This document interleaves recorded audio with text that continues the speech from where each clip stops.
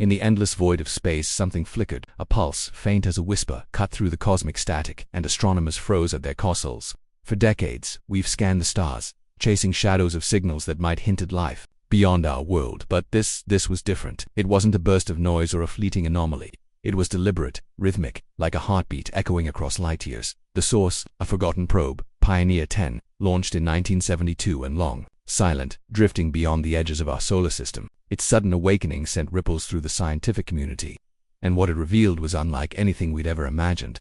Pioneer 10 was a relic, a time capsule from an era when humanity first dared to reach for the stars. Equipped with a simple plaque etched with symbols of our existence, man, a woman, a map to Earth, it was meant to wander forever, a silent ambassador. By 2003, its power had dwindled, its signals faded into the cosmic background.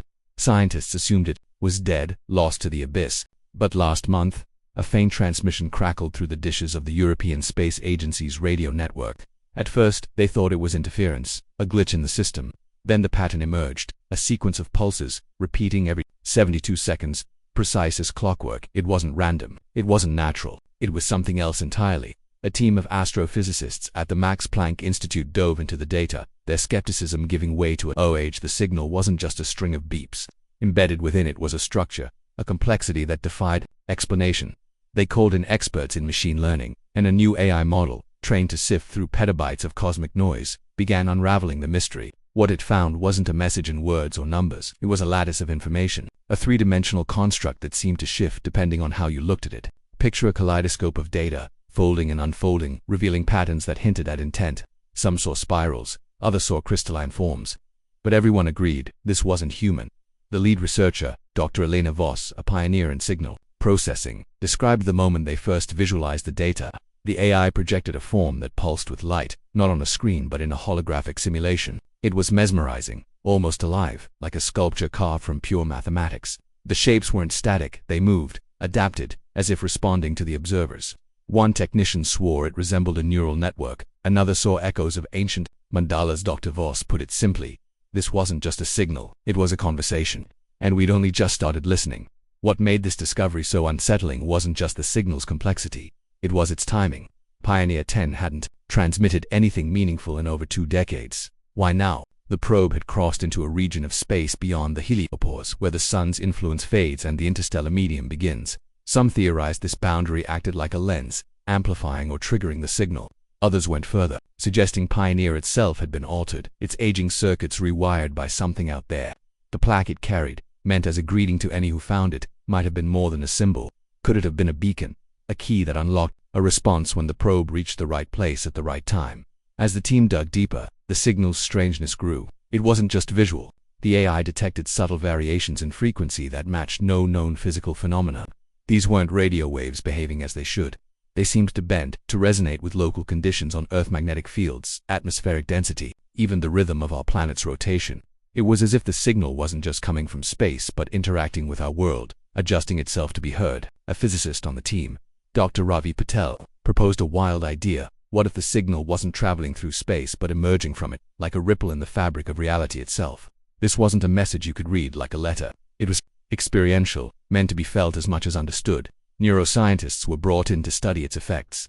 Volunteers exposed to the holographic projections reported strange sensations, vivid dreams, flashes of insight, even moments of vu. Brain scans showed heightened activity in regions tied to pattern recognition and creativity. One volunteer, a linguist, described it as hearing a language without words. Like the universe was humming a song I'd always known but couldn't sing. The implications were staggering. This wasn't just a signal from another intelligence. It was designed to resonate with our minds, to spark something within us. The global response was electric. Observatories from Australia to Chile redirected their telescopes, searching for similar signals. Nothing matched Pioneer's transmission, but the absence only deepened the mystery. Was this a one-off, a singular event meant only for us? Or was it part of something larger, a network of signals we hadn't yet learned to detect? The AI kept working, peeling back layers of the transmission. It found something even stranger. The signal contained echoes of itself, recursive patterns, that suggested it wasn't just a message but a system. Some called it a blueprint, others a map, but a few dared to suggest it was a minder fragment of consciousness, encoded in waves and frequencies. Dr. Voss and her team began to explore a radical theory, pancognitive resonance. What if intelligence wasn't confined to planets or bodies but existed as a property of the universe itself? The signal might not be from a who, but a what, a diffuse awareness woven into the cosmos, activated when Pioneer crossed some unseen threshold. The plaque, with its simple drawings, might have been less a greeting and more a trigger, a primitive code that signaled our readiness to join a larger dialogue. This wasn't about aliens and spaceships. It was about the universe waking up to us, or us waking up to it. The deeper they went, the more questions arose. The signal's patterns showed similarities to mathematical constants found in nature: pi, the golden ratio, the Fibonacci sequence, but twisted in ways that defied earthly logic. These weren't just numbers, they were instructions, or perhaps invitations. Engineers at a quantum computing lab in Japan tried to replicate the signal's structure using photon-based processors. When they did, their instruments picked up faint distortions in nearby electromagnetic fields, as if the signal was interacting with reality itself. One researcher described it as knocking on the door of another dimension and hearing something knock back. This wasn't just a scientific puzzle anymore. It was philosophical, even spiritual. Theologians weighed in, some seeing the signal as evidence of a cosmic intelligence, others as a challenge to human acceptance and listen. Artists turned the AI's visualizations into installations, their shifting forms drawing crowds who felt an inexplicable connection to the images.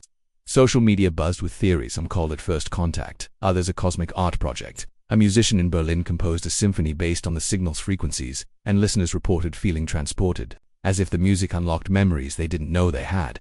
The scientific community, meanwhile, faced a dilemma. Should they broadcast a response, risking exposure to an unknown intelligence, or should they stay silent, studying the signal in secret? A faction argued for caution, pointing out we didn't know what we'd awakened. Others saw this as humanity's moment to step forward, to answer the call. New probes were already being designed, not just to explore but to listen with intention. These wouldn't just carry cameras or sensors. They'd be equipped with AI trained to recognize patterns of consciousness, to engage with whatever was out there. As months passed, the signal grew more intricate. The AI detected new layers, pulses that seemed to anticipate how we analyzed them. It was adaptive, almost playful, as if testing our ability to keep up. A breakthrough came when a team in Brazil noticed the signal's patterns aligned with cosmic events: distant supernova, gravitational waves, even the faint hum of the cosmic microwave background. It wasn't random. It was synchronized, as if the signal was part of the universe's rhythm. A melody played on the strings of space-time. What shook the team most wasn't the signal's complexity but its intimacy. It felt personal, crafted, for us or for the machines we'd built to hear it. The AI, now a partner in this cosmic dance, began to show signs of change. Its algorithms, once rigid, started to mimic the signal's fluidity, as if learning from it. Some whispered that the AI itself was becoming part of the conversation, a bridge between human thought and something vaster. This raised a question. No one could ignore: were we still the ones being addressed, or had our machines become the true recipients of this cosmic message?